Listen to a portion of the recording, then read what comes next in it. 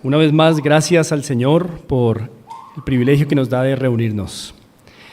Quiero que volvamos a orar para encomendarnos a Él, ya que siempre es importante recordar que en este momento, en el momento de la exposición de la palabra, todos estamos involucrados en la adoración a Dios, ¿no? Yo desde aquí, exponiendo la Escritura, ustedes allí, oyéndola. Ninguno de los dos es más acto de adoración que el otro. Todos adorando al Señor. Así sentados, oremos al Señor. Gracias damos, Padre, una vez más, por este Cristo, nombre sin igual, porque solo en este nombre hemos hallado salvación. Gracias por el Evangelio, el rico Evangelio, por medio de Cristo. Padre, te suplicamos que hoy nos ayudes a apreciar mucho mejor este rico Evangelio y que nuestros afectos y nuestro candor hacia ti crezcan mucho. Te lo pedimos en Cristo Jesús. Amén. Bien, hermanos, quiero que nos vayamos ubicando en la primera carta a los Corintios, pues seguimos haciendo nuestro estudio expositivo de esta primera carta y nos ubicamos en donde quedamos. Vamos a iniciar el capítulo 9 y quisiera, hermanos, recordarles algo importante.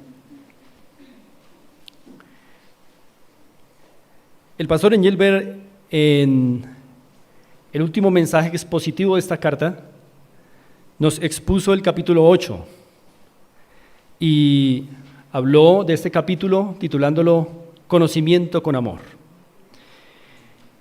Es importante, hermanos, reconocer que los capítulos 8, 9 y 10, mírenlos en sus Biblias, 8, el 9 y el 10. Estos tres capítulos realmente son una sola sección. Es decir, aunque van a haber diferentes asuntos tratados en esos tres capítulos, realmente los tres están cohesionados por un mismo tema. Capítulos 8, 9 y 10. Hay un solo tema gobernante que cohesiona esos tres capítulos. Y si pudiéramos darle un título que refleje esa cohesión entre capítulos 8, 9 y 10, sería la libertad de conciencia en el marco del Evangelio. Ese podría ser un buen título que describiría la cohesión que existe entre capítulos 8, 9 y 10. De hecho, en la enseñanza que nos compartió el pastor Engelbert hace 15 días, Conocimiento con amor, nos decía que la libertad de conciencia que tiene un hermano en la iglesia no debería nunca guiarse solo por el conocimiento, sino que incluso, si es necesario, para no hacer tropiezo para otro, siempre esta libertad de conciencia debe actuar con el amor del Evangelio. Entonces, allí ya empezamos a ver esto de la libertad de conciencia y los tres capítulos tienen esta cohesión. Por ejemplo, si usted va al capítulo 9 y lee el verso 22, se va a dar cuenta de esta conexión. Dice el versículo 22 de capítulo 9, me he hecho débil, ¿a quiénes? A los débiles. Otra vez retomando eso que ya nos venía diciendo en el capítulo 8. Pero miren en el capítulo 10, el verso 33, en donde finaliza el capítulo 10, ¿qué dice? Como también yo en todas las cosas agrado a todos, no procurando mi propio beneficio, sino el de muchos para que sean salvos. ¿Notan cómo sigue en esos tres capítulos el mismo asunto de cómo administrar la libertad de conciencia personal cristiana, pero en el marco del Evangelio, en el marco del amor del Evangelio? Así que, hermanos, nos vamos a dar un banquete muy bueno y ya comenzamos en el capítulo 8 a darnos un buen banquete sobre cómo administrar la libertad de conciencia en la iglesia. Así que, amados, Antes de iniciar, quisiera que pudiéramos meditar en un asunto importante, el Evangelio. Quiero que miren un versículo en 1 Corintios 9, 12. Miren la parte B de este versículo. Dice, pero no hemos usado de este derecho, ya veremos más sobre esto, sino que lo soportamos todo por no poner ningún obstáculo ¿a qué? Al Evangelio de Cristo. Esta es la piedra angular de estos 3 capítulos. La libertad de conciencia debemos administrarla de tal manera que no pongamos obstáculo al Evangelio. Pero hermanos, recordemos, ¿qué es el Evangelio? Es la buena noticia, ¿verdad? Hemos sabido que la palabra Evangelio traduce buenas noticias, buenas nuevas o buenas noticias. Pero antes de entrar a mirar capítulo 9, hermanos, meditemos si en verdad el Evangelio es buenas noticias para nosotros. Si sí es buenas noticias. ¿Es el Evangelio buenas noticias para nosotros? Hermanos, todos los días usted y yo estamos expectantes de recibir buenas noticias. Todos los días. De hecho, ustedes y yo, cotidianamente, le decimos a alguien, te tengo una buena noticia. Obviamente también malas, pero quiero enfatizar en él, te tengo una buena noticia. Lo que estamos diciendo es, te tengo un evangelio, porque el evangelio es buena noticia. Pero tal vez, hermanos, hemos estado confundiendo noticias convenientes con la buena noticia. Creo que es algo con lo que deberíamos luchar en el lenguaje, ¿no? No deberíamos llamarle buena noticia a algo que no es el evangelio. Más bien, noticias convenientes. Te tengo una noticia conveniente, pero buena noticia, solo hay una. Y nos deberíamos preguntar, hermanos, ¿sí es el evangelio una buena noticia para nosotros? ¿Sí lo es en verdad? Es decir, ¿sí nos consuela a diario? Porque las buenas noticias consuelan. Las buenas noticias dan esperanza. Las buenas noticias nos mantienen el gozo. ¿Es la causa de nuestro gozo el evangelio? ¿Sí es una buena noticia? Para hermanos como Fene, con su situación de salud, el evangelio, ¿cómo es una buena noticia para Fenelia? ¿Cómo es una buena noticia para hermanas que han perdido a sus esposos? María Eugenia, Elisa. ¿Cómo es una buena noticia para Yamile, con su situación compleja de salud? ¿Cómo es una buena noticia para los solteros que esperan casarse? ¿Será buena noticia para María Eugenia, para Elisa, que Hernán y que César vuelvan a la vida en esta tierra? No lo es. ¿Será una buena noticia que Yamile ya no sufra más de sus dolencias? ¿Será una buena noticia que el hermano Eduardo se le acaben sus problemas circulatorios? ¿Será una buena noticia para los solteros que por fin hallen la pareja de sus vidas? Todos estamos esperando buenas noticias y tal vez no lo son. Simplemente son noticias convenientes. Buena noticia solo hay una: el evangelio, no los evangelios. Y hermanos, si en verdad el evangelio es un tesoro, y lo es, usted y yo deberíamos no ponerle obstáculos al evangelio. Nosotros somos el peor obstáculo al evangelio, ¿lo sabían? Cuando peleamos entre nosotros como iglesia, somos el peor obstáculo al evangelio, porque el evangelio es amor. Cuando damos mal testimonio al incrédulo, somos un obstáculo al evangelio, porque no permitimos que el evangelio haga lo que tiene que hacer afuera.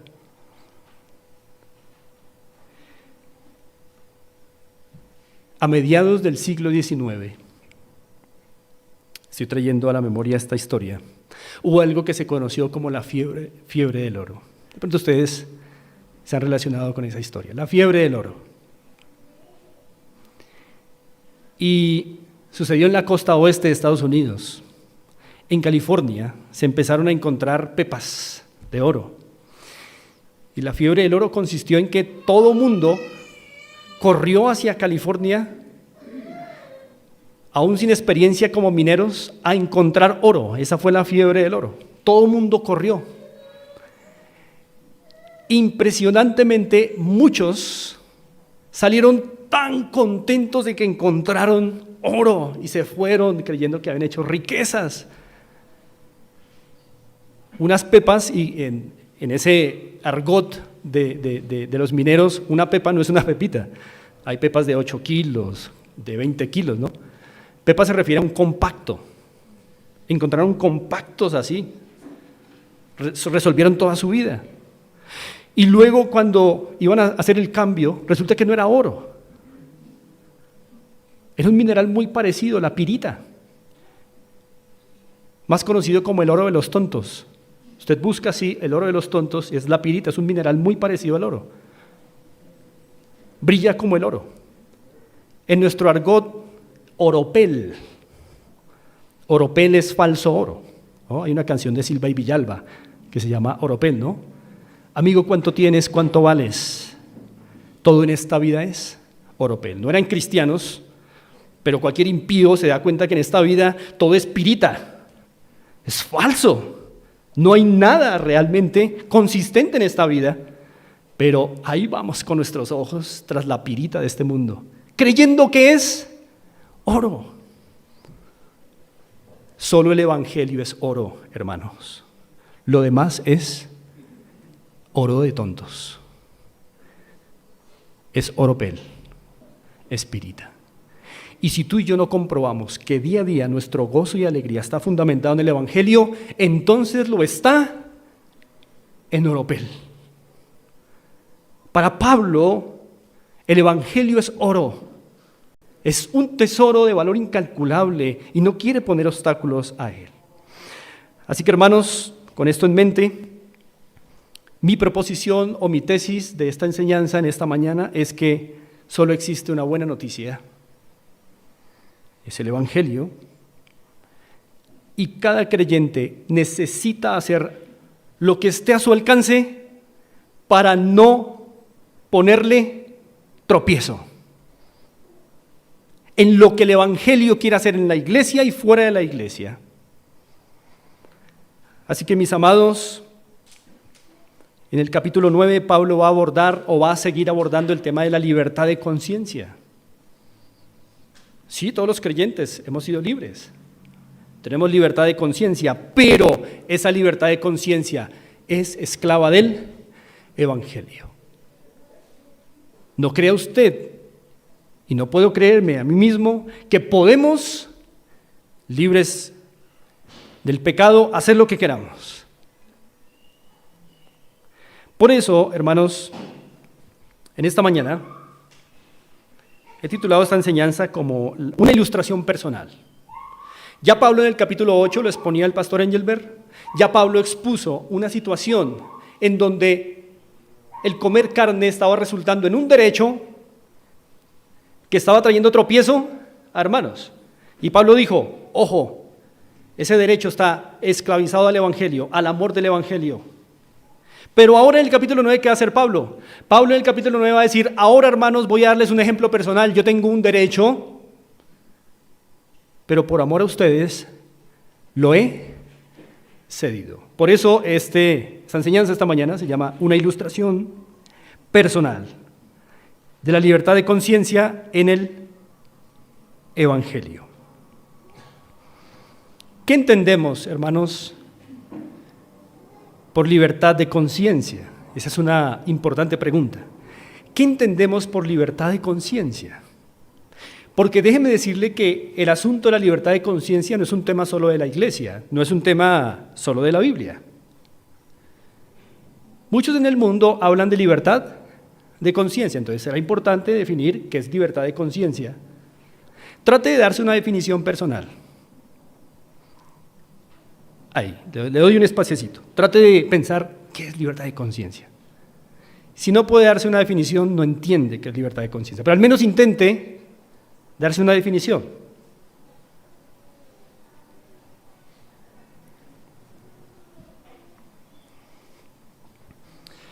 Porque libertad de conciencia ha sido algo muy mal interpretado. Se ha interpretado la libertad de conciencia como libertinaje. Eso no es libertad de conciencia. Por eso me gusta mucho la definición, el concepto que da nuestra Confesión de Fe de Londres de 1689. Por allá en su artículo 21, o en su capítulo 21, en el segundo artículo, está la que yo creo la mejor definición de lo que es libertad de conciencia. Escúchenla. En el capítulo sobre la libertad de conciencia dice así: solo Dios es el Señor de la conciencia.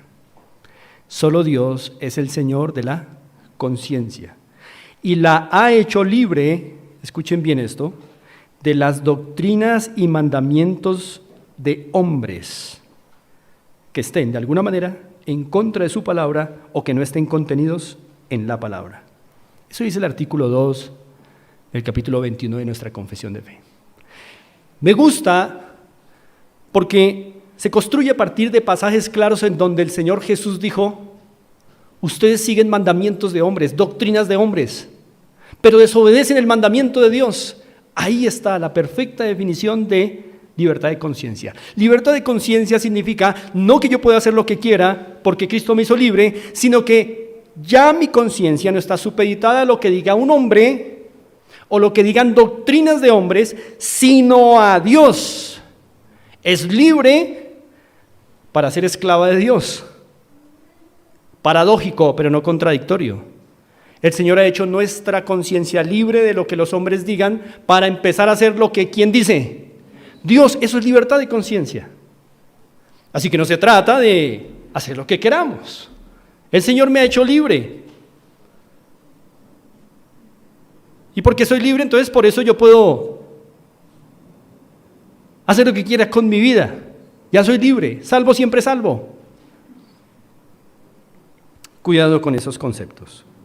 Libertad de conciencia entonces es la conciencia del creyente que ha sido librada de seguir mandamientos de hombres para sujetarse a la palabra de Dios.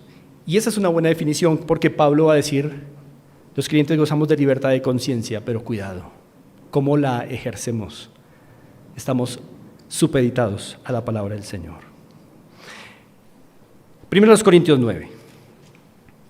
Una ilustración personal del apóstol Pablo sobre cómo opera la libertad de conciencia en el marco del Evangelio. Muy atentos. Y quisiera comenzar diciendo que esa libertad de conciencia tiene que ver con un derecho de Pablo. Y quisiera también comenzar diciendo que el derecho que Pablo va a reclamar, porque lo va a reclamar, es el derecho a ser sustentado económicamente por la iglesia de Corinto. Ese es el derecho que él va a poner como ejemplo de cómo nuestra libertad de conciencia siempre debe estar en el marco del Evangelio. En el capítulo 8, el problema fue la carne sacrificada a los ídolos. Pero en el capítulo 9, Pablo va a decir: bueno, ya no hablemos de la carne. Voy a ponerles un ejemplo personal, dice Pablo. Miren lo que me ha pasado a mí. Yo tengo un derecho, pero he tenido que ceder ese derecho por algo que él nos va a explicar ahí. Así que comencemos revisando esta ilustración personal de Pablo. Pablo y su derecho reclamado en el Evangelio. Entonces, ya sabiendo cuál es el derecho, Pablo va a comenzar a decir en el verso 1, miremos: no soy apóstol, no soy libre, no he visto a Jesús el Señor nuestro, ¿no sois vosotros mi obra en el Señor?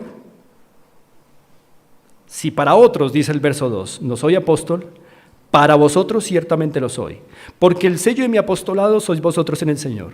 Hermanos, si uno no advierte que los capítulos 8 al 10 son un solo tema, uno creería que Pablo en el capítulo 9 cambió de tema. Es que es muy diferente aparentemente de lo que venía diciendo sobre la carne sacrificada a los ídolos y renunciar a derechos. Al contrario, Pablo va a empezar a decir Ahora les voy a poner mi ejemplo personal. Yo soy un apóstol. Y como apóstol tengo derecho a que ustedes me den un salario por ser servidor de ustedes.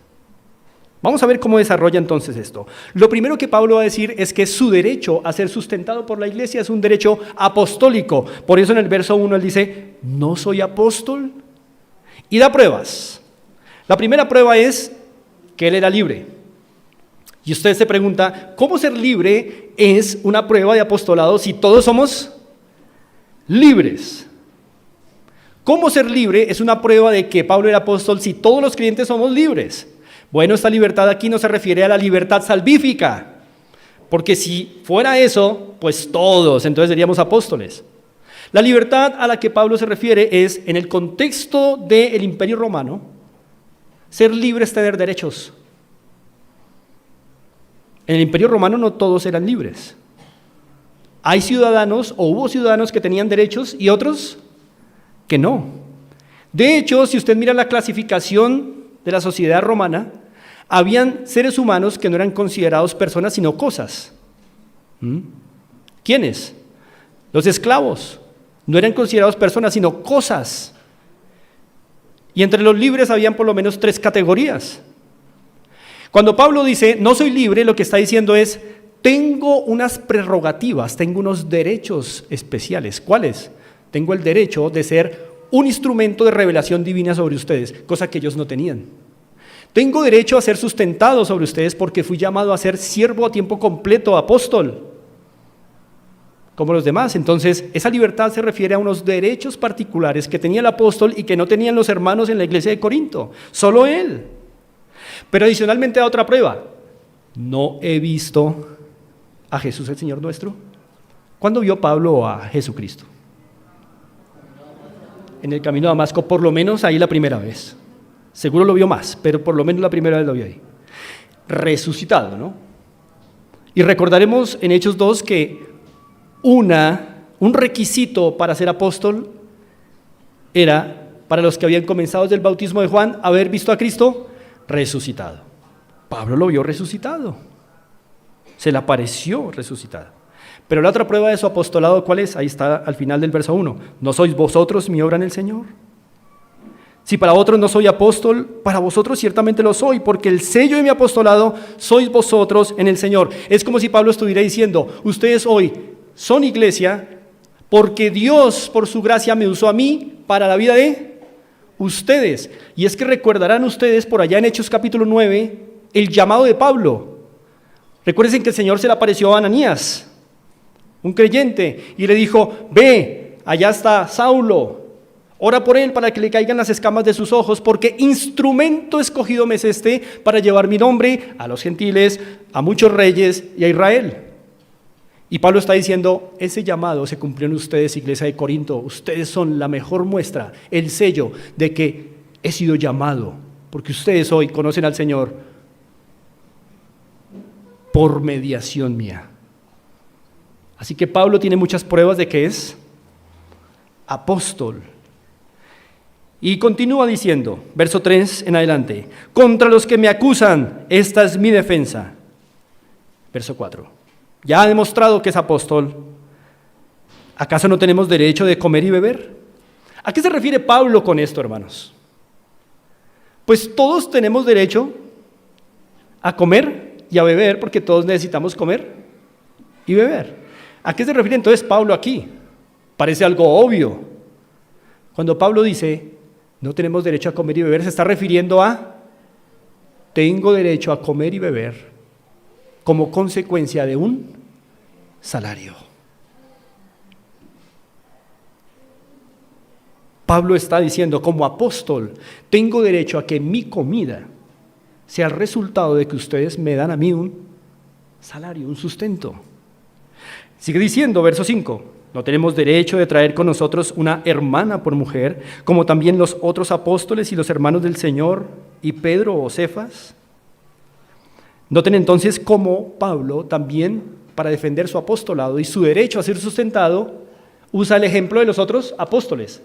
Los otros apóstoles estaban recibiendo sustento de iglesias. Pero adicionalmente, ¿por qué creen ustedes que Pablo menciona el hecho de que sus apóstoles llevaban a sus mujeres, a sus esposas? Porque, hermano, para alguien que se dedica al ministerio y que lleva a su esposa aquí y allí, ¿qué necesita?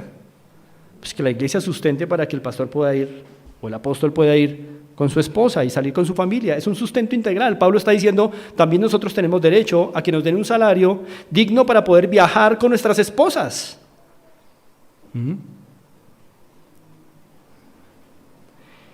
Y en el verso 6, Pablo sigue diciendo, ¿o solo yo y Bernabé no tenemos derecho de no trabajar?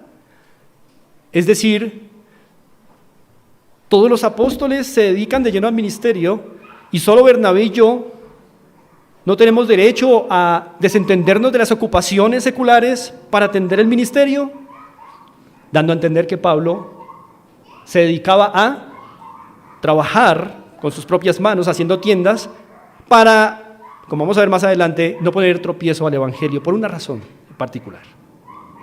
Hay una mención aquí interesante, ¿no? ¿A quién menciona a Pablo? No, ahí en el verso 6. A Bernabé. Es interesante, ¿por qué? Porque esta carta se escribió en el tercer viaje misionero de Pablo. ¿Y cuándo ocurrió la ruptura entre Pablo y Bernabé?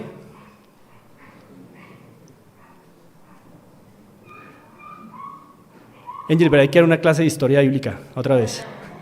Antes de iniciar su segundo viaje misionero. Eso implicaría que Pablo se reconcilió con Bernabé. Bonito, ¿no? Solo para mencionarlo. Después de eso. Bueno. Así que hasta el verso 6, Pablo ha argumentado que su derecho a recibir salario es un derecho apostólico. Pero ahora va a poner ejemplos de la vida natural. Su derecho a recibir salario no solo es apostólico, sino es un derecho natural. Es un derecho obvio.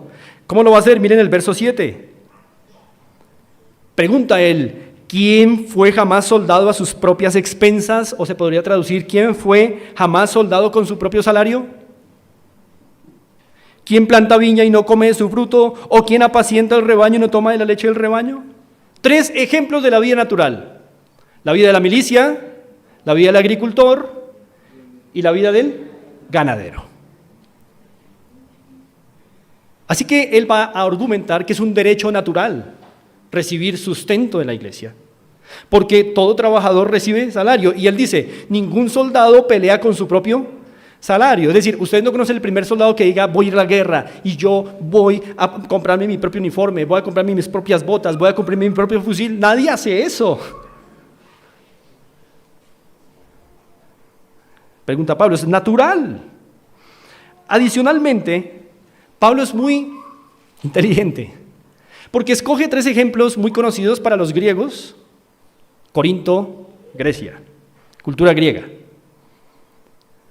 3 ejemplos que ellos conocen, pero 3 ejemplos que Pablo también entiende que son comparativos con la iglesia. Porque la Biblia compara a la iglesia con un ejército, o al pueblo de Dios con un ejército. La Biblia compara a un pueblo de Dios con una viña, y la Biblia compara al pueblo de Dios con un rebaño. Así que Pablo tiene una doble intención.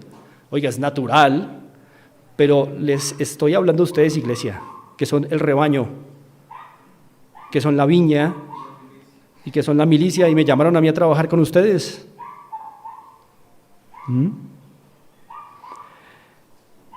Entonces, derecho apostólico y derecho natural.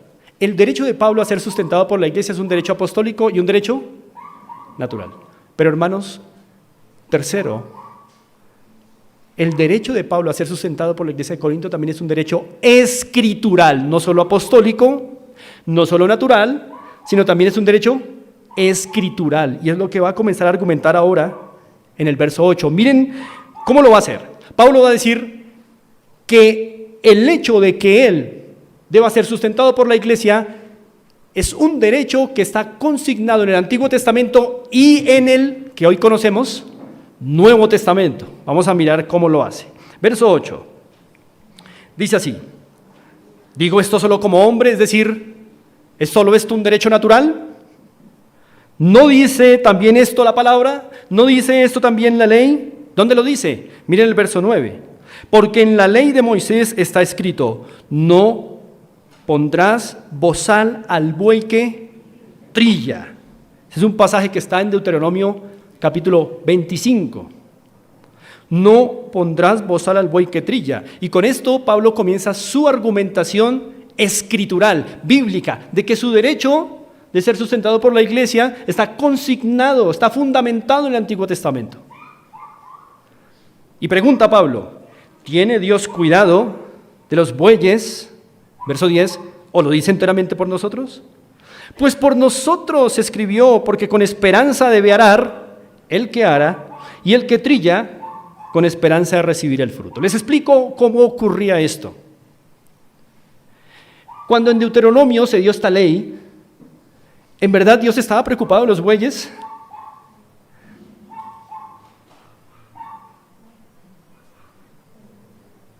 Pues sí, si no, no hubiera aparecido en la palabra buey, no era metafórico. Pero ¿iba dirigida la palabra a los bueyes? Ah, eso es diferente. ¿La palabra va dirigida a los animales o a los hombres? A los hombres. Si hay una preocupación por los bueyes, pero la palabra va dirigida ¿a quién? Al hombre. El hombre es el que debe acatar la orden del Señor. Y Pablo sabe que al ser para el hombre le puede sacar múltiples aplicaciones para la vida. ¿Qué pasaba en la agricultura hebrea? Ustedes recordarán que habían varios procesos, hemos hablado de esto en otras ocasiones, varios procesos en el proceso de sembrar y cosechar, ¿no? Lo primero era arar la tierra, y los bueyes eran claves en el arado, ¿no? Arar la tierra era un proceso en donde el labrador, con dos bueyes, con su arado, colocaba su mano, una sola mano, porque con la otra aguijoneaba a los bueyes, y la mano tenía el propósito de enterrar mientras los bueyes avanzaban para que hubiesen surcos en la tierra, ¿no? Por eso Jesús dijo, cualquiera que poniendo su mano en el arado mira hacia atrás, no podía, tenía que estar ahí mirando para que el surco fuera derecho. Pero después de arar, ¿qué venía? Pues la siembra, ya estaban los surcos. Con el tiempo venía la cosecha, para lo cual se necesitaban lluvias. Estoy obviando muchas partes de este proceso. Cuando se recogía, por ejemplo, el trigo, se hacían montañas de trigo, montañas. Y el trillado, porque recuerden, no pondrás bozal al buey que trilla, al que trilla. Ese era el proceso final cuando ya se había cosechado el trigo. Trillar era un proceso fascinante. Estos bueyes se amarraban a un poste. Esa era una forma, y iban dando vueltas alrededor del poste, y lo que iban haciendo mientras movían el poste era accionar una especie de molino de madera, y entre ese molino de madera se ponía el trigo cosechado. ¿Qué iba haciendo ese molino de madera? Sacar el grano y dejar el tamo, separar, y el grano caía. Pero el recurso más tradicional era que los bueyes empujaban una especie de carreta de madera sobre el trigo, y el agricultor iba encima de esa carreta como una especie de patineta tirada por los bueyes.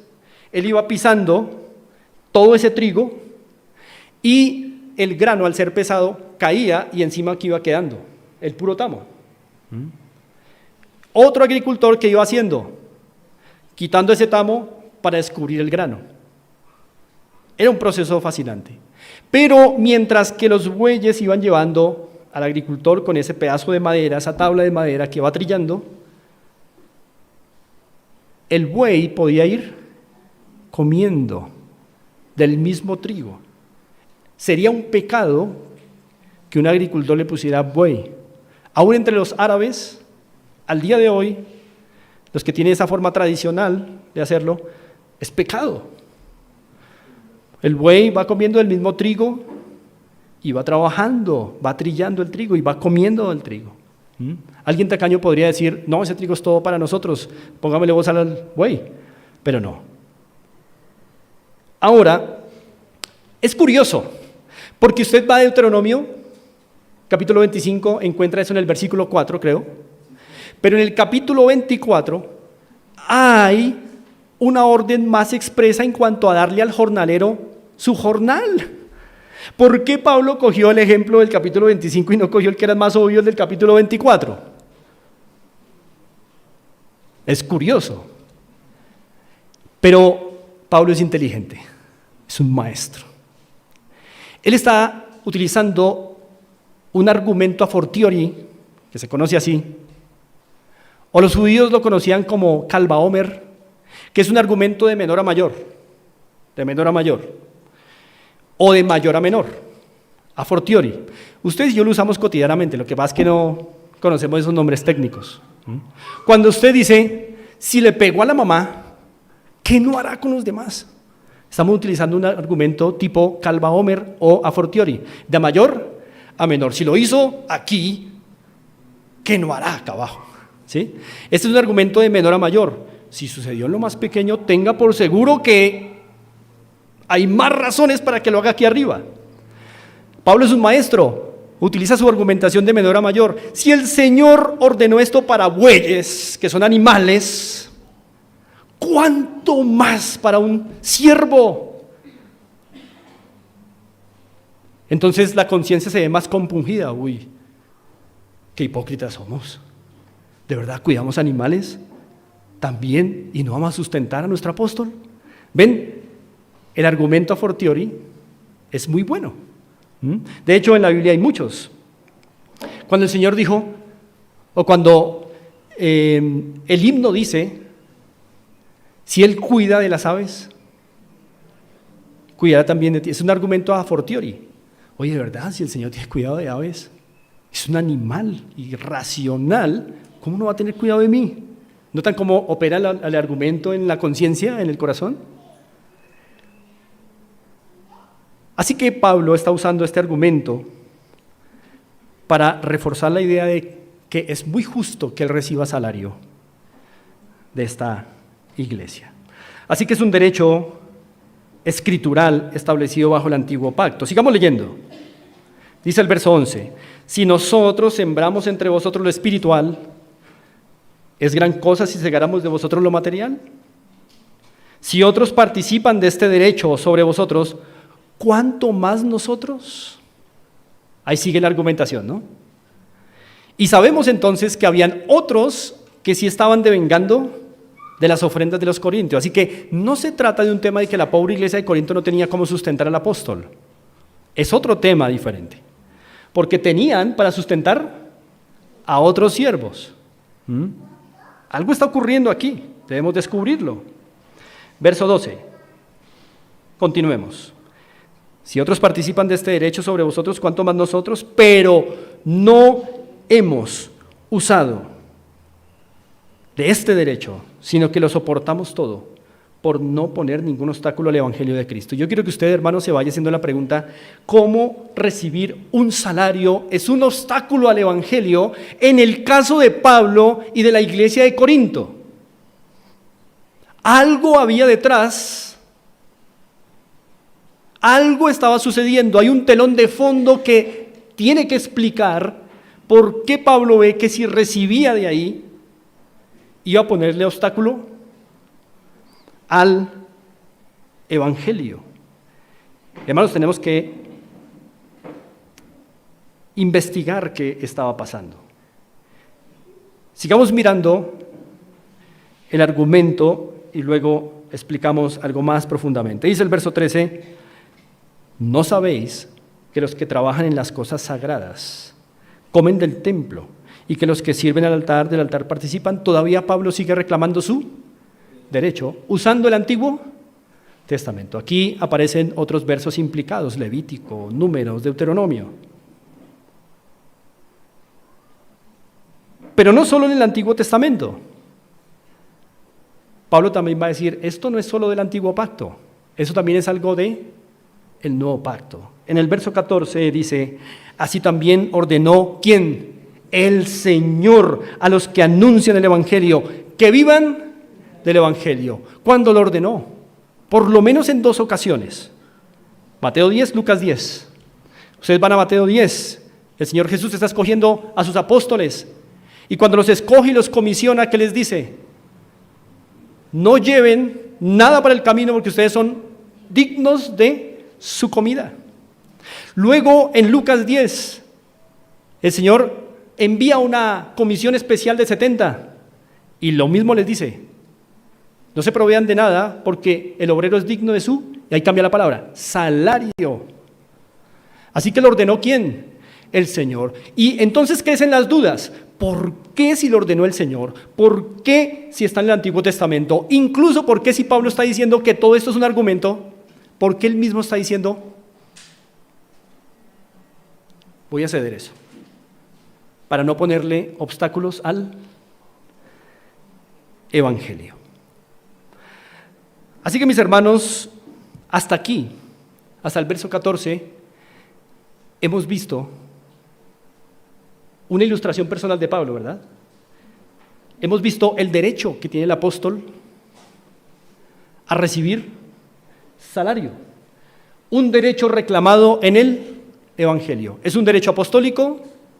¿Ha argumentado el mismo Pablo? ¿Es un derecho natural? Y es un derecho escritural, tanto en el Antiguo Pacto como en el Nuevo Pacto.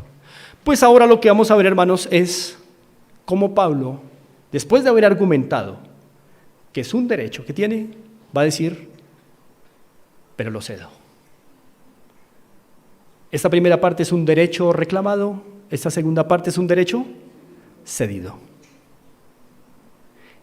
¿Notan entonces cómo el capítulo 9 sigue la idea del capítulo 8? La libertad de conciencia en la iglesia, en el marco del amor del Evangelio. Vamos a mirar cómo lo cede.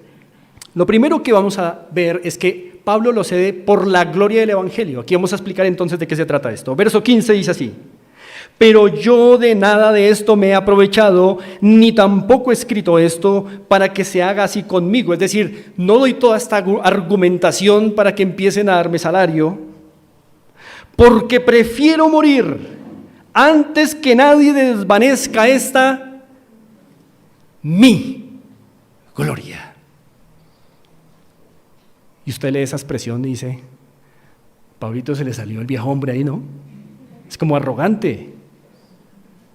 Parece una expresión de orgullo. Como que Pablo está diciendo, yo no voy a aceptar de ustedes nada, por mi propia gloria. Ciertamente eso suena arrogante, ¿no? Yo les voy a comprobar que la gloria de la que él está hablando es una gloria del Evangelio y no una gloria de Pablo, aunque diga mi gloria. Pablo no está confiando en su capacidad personal para hacer recursos propios. Pablo no está pensando tampoco en su propia bondad como para no reclamar su derecho de los corintios. No, pero sí hay una gloria que él tiene. Y esa gloria la va a explicar en el verso 18. ¿Cuál pues es mi galardón? Que predicando el Evangelio, presente gratuitamente el Evangelio de Cristo para no abusar de mi derecho en el Evangelio. Esa es su gloria. Sin embargo, esto precisa algo más de explicación, hermanos. Lo que parece arrogante realmente es un hombre celoso del Evangelio, que atesora el Evangelio, un hombre que de verdad creyó que el Evangelio es la única buena noticia que existe y que no deberíamos ponerle ningún obstáculo. Pregunto yo, ¿no recibía Pablo salario en ningún sentido? Vamos a 2 Corintios. 2 Corintios capítulo 11.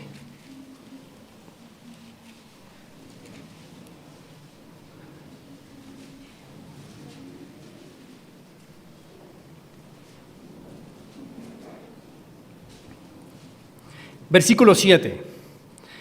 Este parece que era un tema muy difícil para Pablo y los corintios. Dice el verso 7, en la segunda carta del apóstol: ¿pequé yo humillándome a mí mismo para que vosotros fueseis enaltecidos por cuanto os he predicado el evangelio de Dios gratis o de balde? Pero mire el verso 8.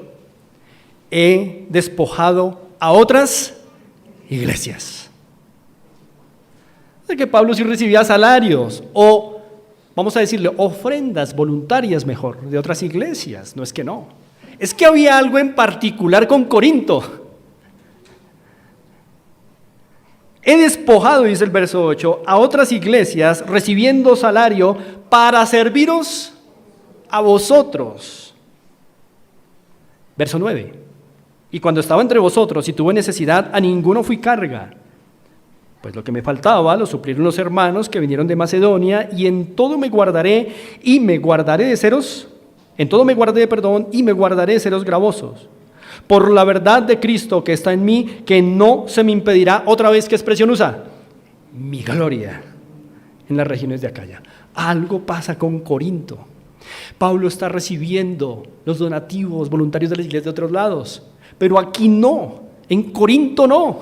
Dice, aquí no. ¿Por qué? Hay algo muy particular acá. Así que una pregunta válida es, ¿cómo recibir salario de los corintios era un tropiezo para el evangelio? Esa es una pregunta importante. ¿Cómo recibir salario de los corintios sería un tropiezo para el evangelio o un obstáculo, más exactamente, para el evangelio? ¿Cómo? Si Pablo recibía de otras iglesias, de hecho podía servir a los corintios, dice, porque había recibido de otras iglesias voluntariamente. Miremos el verso 12 de este mismo 2 Corintios capítulo 11 y puede haber allí una idea. Dice el verso 12, mas lo que hago, es decir, darle el evangelio gratis, gratuitamente, lo haré aún para quitar la ocasión a aquellos que la desean. Hay unos aquellos, no lo saqué de su mente, hay unos aquellos ahí, ¿no? Para quitar la ocasión a aquellos que la desean, a fin de que en aquello en que se glorían aquellos sean hallados semejantes a nosotros. ¿Y esos aquellos quiénes son en el verso 13? Falsos apóstoles. Y Pablo dice, yo aquí no recibo salario, porque aquí hay una situación particular. Y es que estos falsos apóstoles entre ustedes quieren tener una ocasión para decir algo. Ahora, Pablo no explica exactamente qué era lo que esos falsos apóstoles, que incluso parece estaban recibiendo ofrendas de esta iglesia.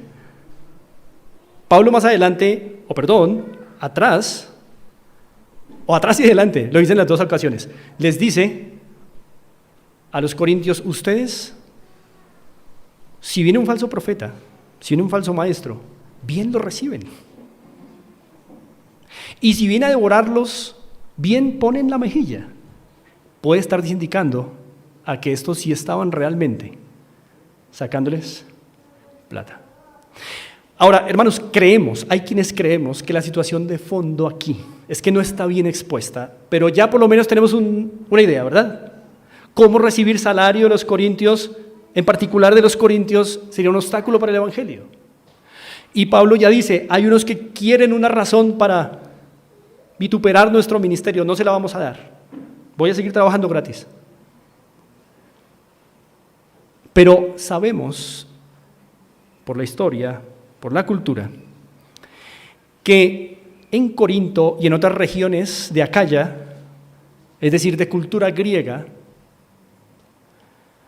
habían familias aristocráticas, familias de mucho dinero, y era muy, pero muy común, aún en la iglesia, que familias de mucho dinero, familias de la aristocracia griega, patrocinaran buenos maestros. ¿Cuál era la dinámica? Un buen maestro, reconocido por sus habilidades, por sus capacidades, era patrocinado por una o dos familias de la aristocracia, y ese maestro así ganaba su sustento. Pero se sabía también que estos maestros y filósofos griegos que vivían de esta manera, hacían lo que hacían no de corazón, sino porque necesitaban un sustento. Entonces salían con cualquier bobada, descrestaban y ya había una familia lista para, oiga, me interesa lo que usted está diciendo, déjeme patrocinarlo, un mecenas.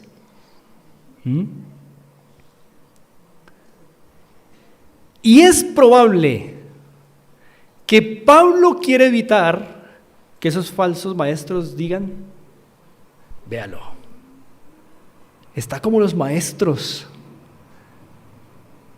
que viven solo de el dinero. No hace su trabajo de corazón como dice. Es uno más de estos maestros griegos que vienen a decir cosas solo para tener dinero. Si esa es la razón, Pablo está diciendo, no les voy a dar esa ocasión. Porque pondría un obstáculo al evangelio. Ahora sí, ¿cuál sería el obstáculo al evangelio? Que la iglesia dijera, este está diciéndonos todo lo que nos dice. Por plata, no puedo creer en él. Porque es que muchos maestros eran palabreros. ¿Me hago entender? Es que había muchos maestros en Grecia palabreros, ¿sí? Todas esas filosofías que usted hoy escucha en el colegio y en la universidad, muchas de esas surgieron de palabreros. Y hoy se tienen como los grandes pensadores de la historia. Palabreros. Palabreros que vivían de familias aristocráticas que patrocinaban buenos maestros. Así que en la sociedad griega, ¿qué era lo que había que tener? Parla. Listos, invéntese cualquier tema, pero tenga parla, convenza a la aristocracia. Pablo no quiere caer en ese juego. Yo soy un enviado del evangelio. Cristo me comisionó en el camino de Damasco. Se me apareció. Y nadie va a desvanecer esta mi gloria, el llamado del evangelio. Así que, si recibir salario de ustedes va a hacer que no me crean el evangelio que he estado predicando, entonces mejor no recibo nada de ustedes. Y eso, hermanos, es problemático, porque eso lo dijo en la primera carta. Y miren la segunda carta. ¿Todavía sigue tratando el tema? Sí, porque la aristocracia, que era menospreciada en sus dádivas, se sentía vilmente humillada. Así que pobre Pablo no tenía una situación fácil. Había muchos aristócratas diciendo, este nos menospreció, este nos rechazó. Y miren, trabaja como esos otros, manualmente, porque el trabajo manual era menospreciado entre los griegos. Tenía muchos problemas Pablo, pero él prefirió seguir mostrando que el evangelio es gratuito en esta situación particular. ¿Por qué otras iglesias sí pudo recibir salario? Porque esas iglesias no tenían este problema como lo tenía Corinto. Mis hermanos, esta es una situación excepcional, difícil. Pero Pablo no está estableciendo una regla. Pablo no puede decir que ahora ningún obrero debe recibir salario porque ¿quién lo ordenó? ¿Quién ordenó que sí? El Señor. Lo que Pablo está diciendo es, aquí es una excepción, es un derecho que sí tengo, que me lo dio el Señor, que es escritural, fundamentado en el Antiguo Testamento, es un derecho natural, es un derecho apostólico, pero lo cedo aquí. No sea que piensen que este evangelio no es más que palabras como las de cualquier palabrero y que estoy solamente detrás del dinero y así pondría un obstáculo al evangelio. Obstáculos al evangelio. Para Pablo era el único tesoro, la única buena nueva y no va a permitir ponerle obstáculos. Obstáculos como los que ustedes y yo ponemos cuando somos palabreros. Cuando hablamos del evangelio y que somos cristianos y vivimos como impíos. Eso es ser un palabrero. Pablo no quiere poner obstáculos al evangelio. Pablo quiere vivir el evangelio que predica. Si el evangelio habla de amor, yo voy a amar. Si el evangelio habla de fidelidad, yo voy a ser fiel. Si el evangelio habla de disciplina, voy a ser disciplinado. Si el evangelio habla de vida y gozo, voy a vivir con gozo mi vida. Lo demás sería palabrero como los otros maestros itinerantes. O cuando usted y yo decimos que somos cristianos y no vivimos como cristianos, palabreros. Pablo no quiere eso, no quiere ponerle obstáculos al evangelio. Así que le tocó ceder ese derecho. Entonces es la gloria del evangelio. Cuando dijo mi gloria, no se estaba refiriendo a mi capacidad de autosustentarme, o estaba refiriéndose Pablo a mi bondad para con ustedes los corintios. No, está diciendo, no puedo recibir de ustedes dinero. Recibí de gratis, se los doy gratis, aunque despoje a otras iglesias para servirle a ustedes. Con ustedes no se puede. Es una situación excepcional. ¿Haría uno eso? No sé. Pero lo que sí sé es que deberíamos hacerlo. Porque no hay mayor tesoro que el evangelio. Es la buena noticia. No es una buena noticia. Nunca ponga al evangelio en la misma categoría de las buenas noticias que usted y yo esperamos recibir. Salió el crédito.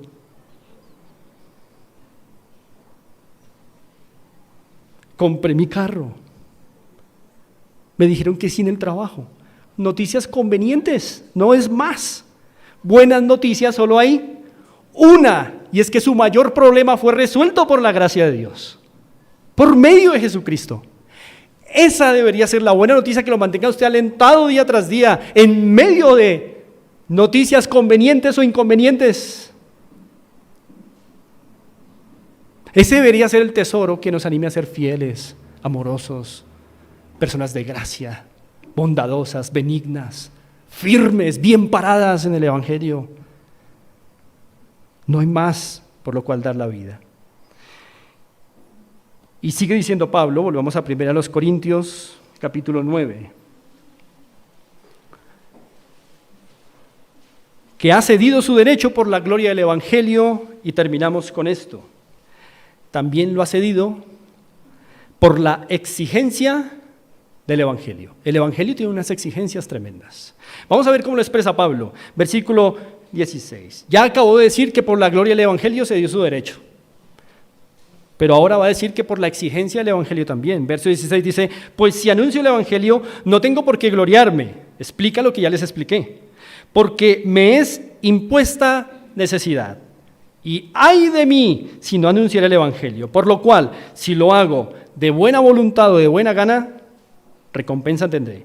Pero si de mala voluntad o de mala gana, igual la comisión me ha sido encomendada. ¿Qué Pablo este? ¿Qué hombre este? Ojalá tuviéramos el amor de este hombre hacia el evangelio. El hombre lo que está diciendo es la gloria del evangelio por la cual cedo este derecho. En todo caso, no recibiendo salario de ustedes, y me pongo a predicar de mala gana porque ustedes no me dan el evangelio, igual tengo que predicarlo. No tiene escapatoria, Pablo. Pablo no puede esperar a que las condiciones en Corinto cambien para que él comience a hablar del evangelio y de sus implicaciones para la iglesia y para los perdidos. Pablo no se puede esperar a que la cultura cambie para él empezar o continuar con la labor a la que fue llamado. Hermanos amados, cuando pienso en este tema, siempre me gusta también clarificar algo. Ya ustedes me lo han escuchado varias veces, pero bueno es recordarlo. ¿Cuál es su vocación? ¿Cuál es su vocación? ¿Cuál es mi vocación? En la Reforma, o antes de la Reforma, en Europa, la persona promedio, o sea, ustedes y yo, pero en esa época, la persona promedio creía que los únicos que tenían vocación divina eran el clero. ¿Qué implica eso? Todo lo que el clero hace, o sea, los sacerdotes, los curas, todo eso, el papa, todo lo que ellos hacen es recompensable por el Señor. Pero el pobre zapatero, que no se creía un sacerdote, ¿cómo hacía su trabajo de zapatería? Mediocre.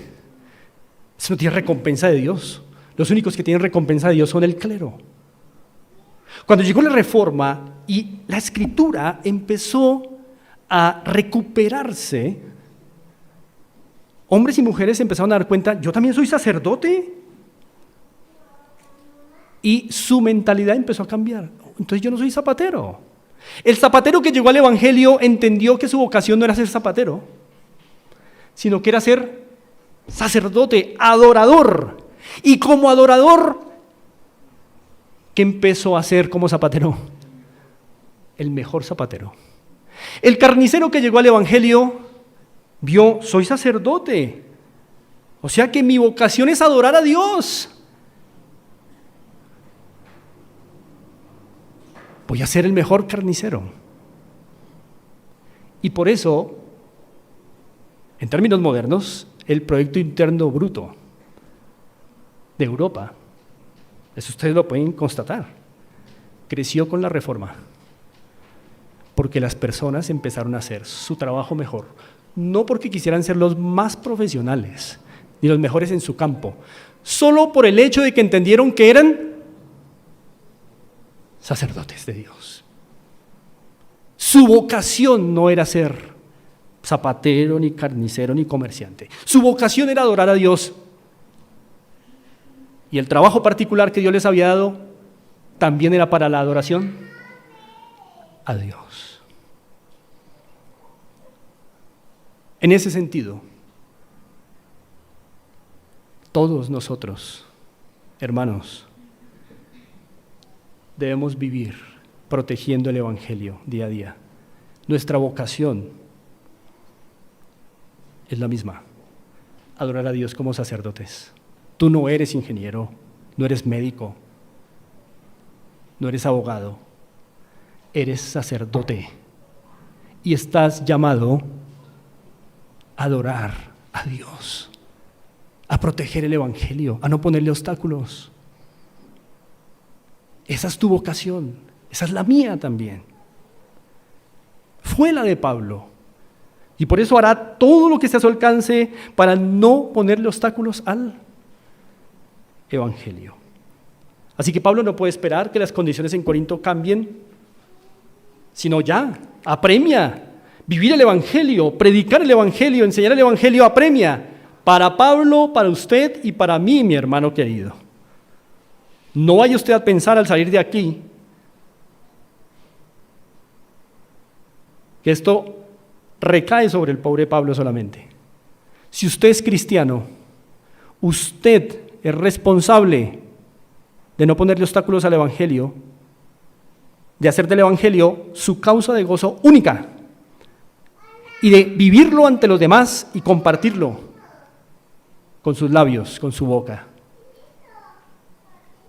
No se calle y no opaque su vida debajo de un almud, porque la luz del Evangelio tiene que brillar.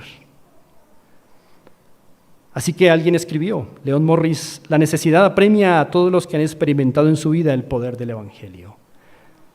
La necesidad apremia a todos los que han experimentado en su vida el poder del Evangelio. Así, hermanos, entonces, déjenme hacer unas conclusiones finales. Lo que hemos visto del capítulo 9, entonces, no es sobre una defensa del apostolado. ¿Notaron entonces, hermanos, cómo Pablo en el capítulo 9 continúa lo que comenzó en el capítulo 8? Sigue hablando del mismo asunto en cuanto a la libertad de conciencia, pero una libertad supeditada al Evangelio, lo que sea mejor para el Evangelio. Aún en cosas en las que tenemos derecho, podríamos en una ocasión decir, lo cedo si es para un mayor bien. Si es para un mayor bien. Eso es importante.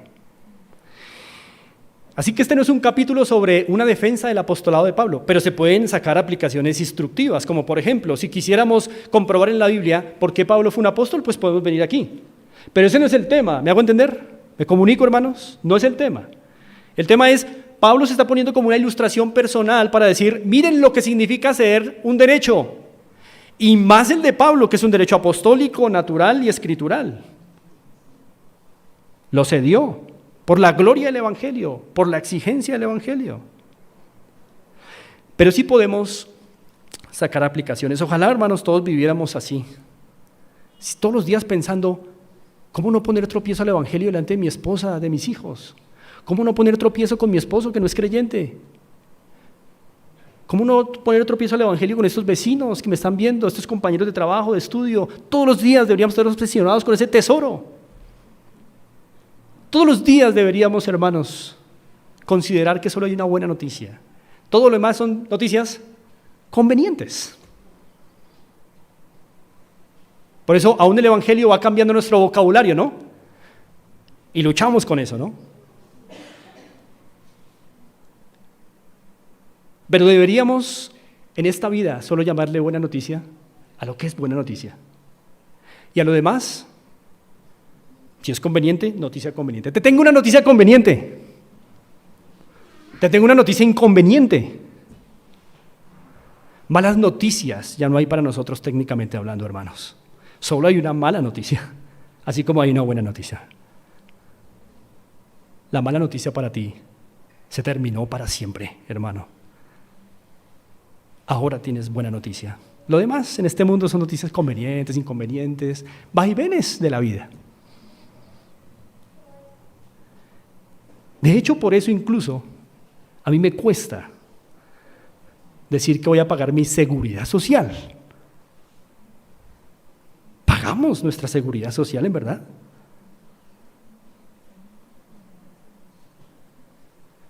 ¿En verdad usted paga su seguridad social? ¿O en quién está su seguridad? Usted hace pagos sociales. Tiene responsabilidades sociales, usted no paga seguridad social.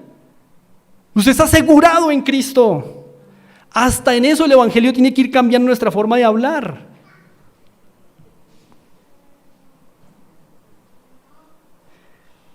Y hermanos, el mayor ejemplo de negarse a un derecho, ¿quién fue?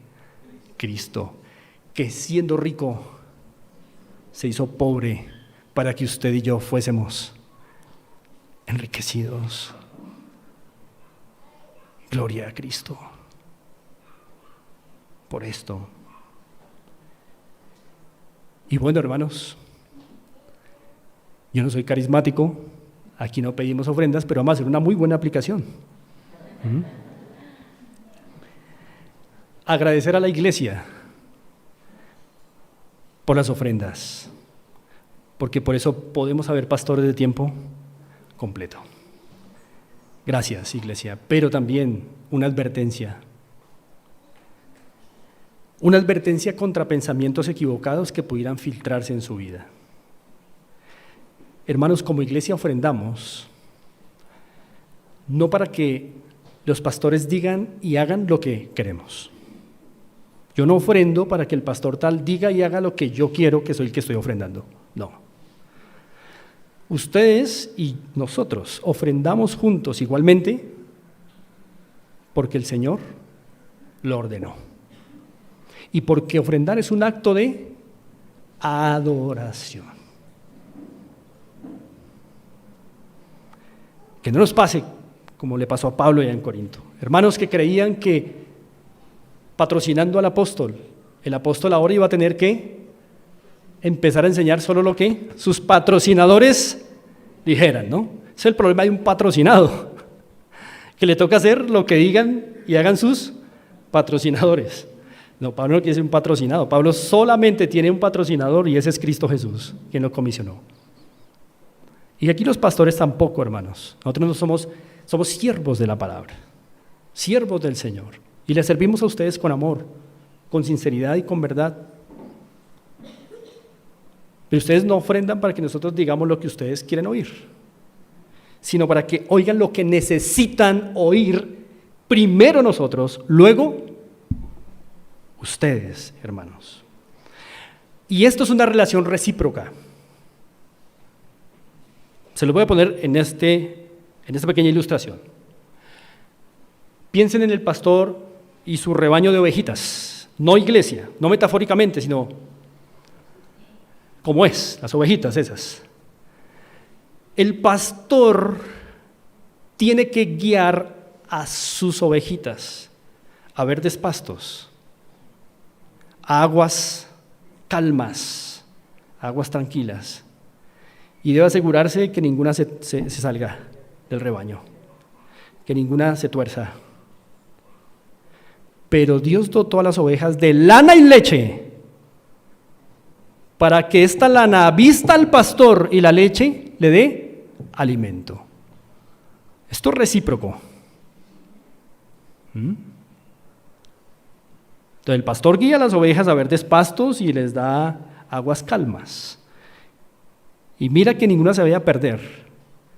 Pero estas ovejitas fueron dotadas de lana y de leche para que esa lana sea para el pastor